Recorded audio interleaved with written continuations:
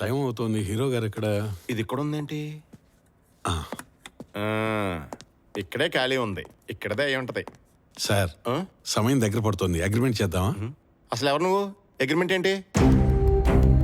ఏంటి సార్ నాతో కూడా పరాజకాలు? పరాచకాలా? నువ్వెవరో నాకు తెలీదు. నీతో నాకు పరాచకాలేంటి? సార్ అసలు నువ్వెవరో నా ఇంట్లో ఎందుకున్నావు? సార్ మాటలు మర్యాదగా రానివ్వండి. ఒరే అసలు ముందు నువ్వెవరో చెప్పరా.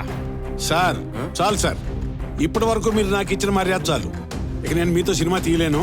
నేను మీకు ఇచ్చిన ₹1,00,00,000 ఇచ్చేయండి. నాకు కోటి ఇచ్చావా? ఎప్పుడు? ఎక్కడ? రండి చూపిస్తాను. ఇక్కడే. మీతో సినిమా వద్దు ఏమొద్దు. మీరు ఇక్కడ నుంచున్నప్పుడు నేను వచ్చి మీ చేతిలో బ్యాగ్ పెట్టి. ఏది? ఎక్కడ? ఇదిగో ఇదే నా కోటి, ఇదే నా కోటి, ఇదే నా కోటి, ఇదే నా కోటి. ఏమో ఎక్కడ దాచిపెట్టారో మీకే తెలియాలి. ఒళ్ళు దగ్గర పెట్టుకుని మాట్లాడు. ఇస్త్రీ బట్టలు వేసుకున్నావు కదా, రెస్పెక్ట్ ఇస్తున్నాను. లేకపోతే ఏం చేస్తారు? ఏం చేస్తారు? కొడతారా? చూడు, నా కోపం రప్పించుకో. ఇప్పుడు అర్థం అవుతుంది మీరు ఎందుకు సుబ్బరాజును గుర్తుపట్టకుండా పంపించేశారో. చాలు సార్, ₹1,00,00,000 పోయినా మీ అసలు రంగు బయటపడింది. అసలు ఎవడరా నువ్వు? చాలా ఎక్కువ మాడుతున్నావు. ఆపోయ్యా, నీకు జీవితాన్ని ఇచ్చిన వాడి కాలర్ పట్టుకునేదాకా వచ్చావు. రాయ్, ముందు నా ఇంట్లోకి బయట పోరా.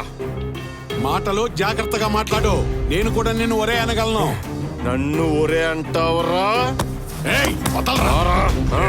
వదలమంటే ₹1,00,00,000 అంటే ₹1,00,00,000 ఎవరికిచ్చాడు? ₹1,00,00,000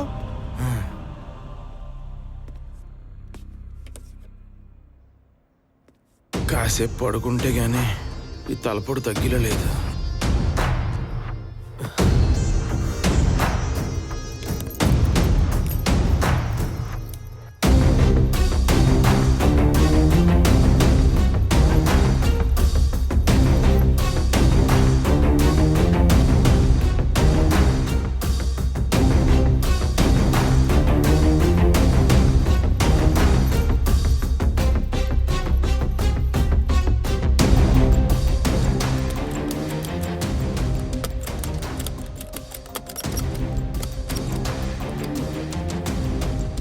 తాళం వేసిందే. ఇప్పుడు ఎలా బయటపడాలి?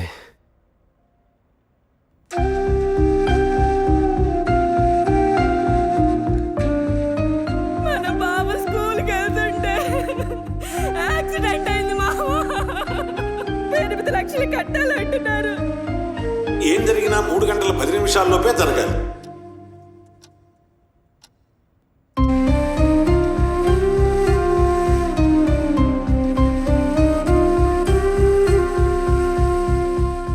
సాంబమూర్తి గారు, కొంచెం ఏదో ఒకటి చెయ్యండి సార్. ఎరా, ఏదో చలపతిని కదా ఓకే అన్నంత మాత్రాన, నువ్వు నా పక్కన కూర్చున్నంత మాత్రాన నన్ను పేరు పెట్టి పిలిచేంత స్థాయి రానిది. అది కాదు సార్.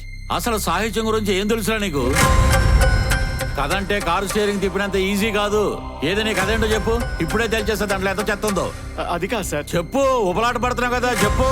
చెప్పండి పెరుమాళ్ గారు, మనం భయపడాల్సిన తప్పు చేసినప్పుడు కానీ ఇలాంటి తప్పుడు మనుషులకు కాదు. అబ్బో, ఎక్కడెక్కడ ఏ తప్పులు చేసి ఇక్కడికి వచ్చారో అందరికీ తెలుసు. గురువు గారు మీరు ఆగండి. పెరుమాళ్ గారు మీరు కూల్గా ఉండండి. తప్పు అనేది మానవ సహజం అండి. తప్పు చేయకుండా ఎవరు ఉంటారు? ఏ తప్పు చేయకుండా మీరు ఈ స్థాయికి వచ్చారా? ఏ తప్పు లేకుండా నువ్వు డ్రైవింగ్ చేశారా? ఏం తప్పు చేశారు నిల్చున్నారు? ఏం మాట్లాడుతున్నావు? మాటలు తిన్నగా రానివ్వండి. మీరు చెప్పండి. ఈ కథ పట్టాభి అనే టాక్సీ డ్రైవర్ది.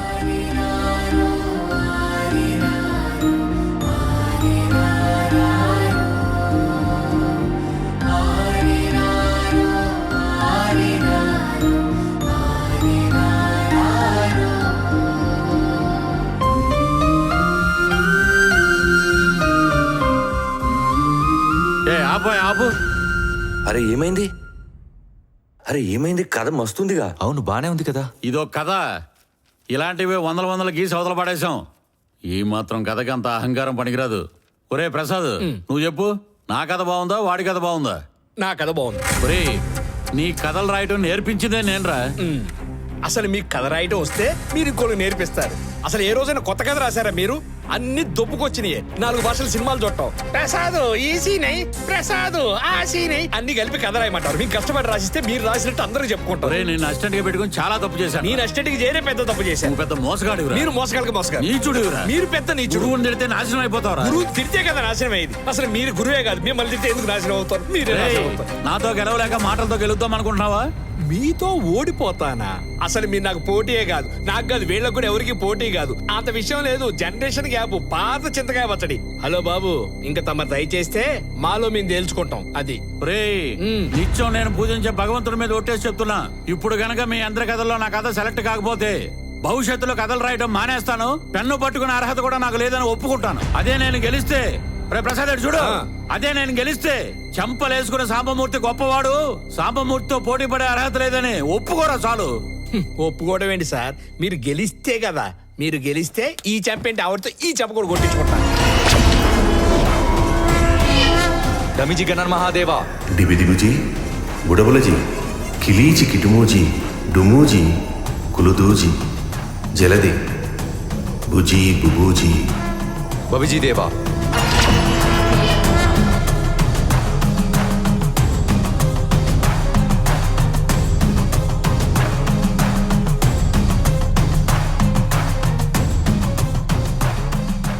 ఏమైంది సార్? ఒక్కరు కాదు, 2 చనిపోబోతున్నారు. ఇద్దరా? అవును, ఆ 2 కూడా ఎవరు ఊహించని రీతిలో చనిపోబోతున్నారు. ఎవరు ఊహించిన రీతిలో చనిపోబోతున్నారా? పెరుమాల్కి ఏం కాదు కదా సార్? పెరుమాల్ బతుకుతాడు కదా, పెరుమాల్ కూతురు కూడా బతుకుతుంది కదా. అది చెప్పండి సార్ చాలా నాకు.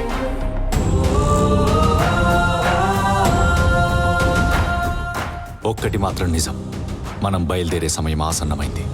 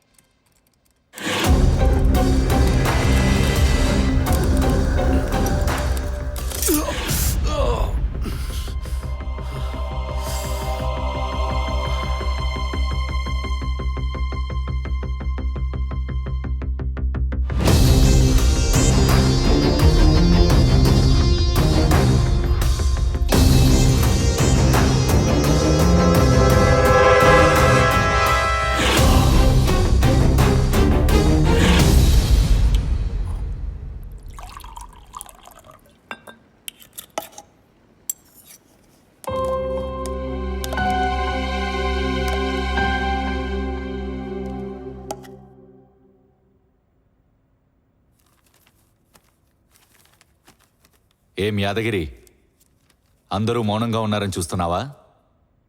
తుఫాన్ వచ్చే ముందు కూడా వాతావరణం చాలా ప్రశాంతంగా ఉంటుంది.